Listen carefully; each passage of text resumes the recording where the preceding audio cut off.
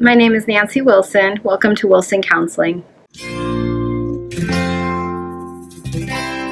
Today we're going to talk about how to get a better night's sleep. Getting a good night's sleep is probably the best thing you can do for yourself. You're going to be so much happier. You're going to be in a better mood. You're probably going to be kinder to people if you get a good night's sleep. But most of us get anxious and we have some bad habits, and so we tend to struggle with our sleep. So we're going to talk about the tips today for getting a good night's sleep. First tip, have a regularly scheduled bedtime. So most of us go to bed a little bit later on the weekend, getting up later on the weekends, for example, but your body has an internal clock and it's going to do best if you stick with scheduled bedtimes. I would actually recommend that you put an alarm on your phone or like a little reminder so that if you want to go to bed at 10 o'clock to make sure you get 8 hours sleep every night, you have something on your phone that lets you know, okay, it's time for bed. Second thing you want to do, avoid alcohol and caffeine close to bedtime. So probably 2 hours before bed, I would cut out all alcohol, and caffeine you probably want to cut out even earlier. So maybe have your coffee in the morning.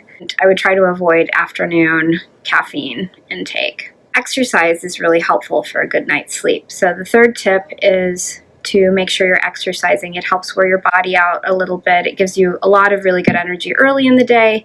Hopefully will make sure your body's a little bit more tired when you go to sleep.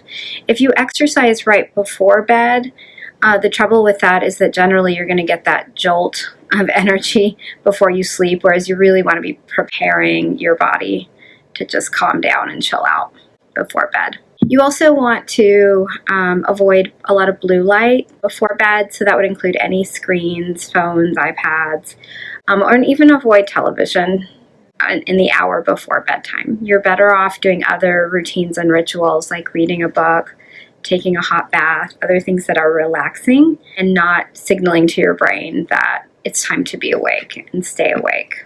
You also want to pay attention to your energy level. If you're very anxious, it might be a good idea for you to do some deep breathing or some relaxation techniques that will help you calm down before bed. This is where taking a hot bath could also be helpful.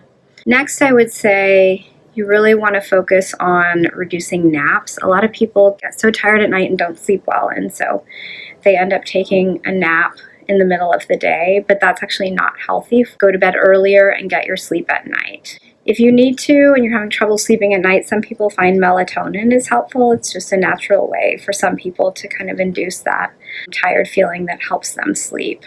I would also be careful about your bedroom environment. You don't want to do everything in your bedroom. If you're watching TV there and you do work there and it becomes kind of the place for everything, your body is going to not think of it as the place that you use for sleeping. Whereas if you can do those things elsewhere, have a study or even working on your kitchen table or whatever it is, and then when you go to bed, it'll signal to your body, this is the room that's made for sleep.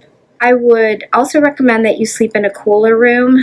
Most of the time, if the temperature is really warm, it's harder for people to sleep well. So check the thermostat and lower it, cool your room down if you need to help you sleep better. Next tip, don't eat late in the evening. First of all, it's not very healthy for you, but also your body will be digesting and processing, and it may keep you up later at night.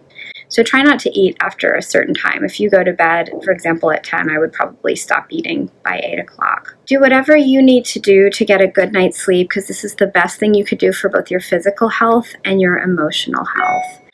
But if you're still really struggling because you can't calm down your anxiety at night and you've tried all of these tips for better sleep hygiene, it may be time to talk to a therapist. So call somebody, speak to a professional. They can help you to really calm yourself and relax yourself so that your body will be ready for sleep.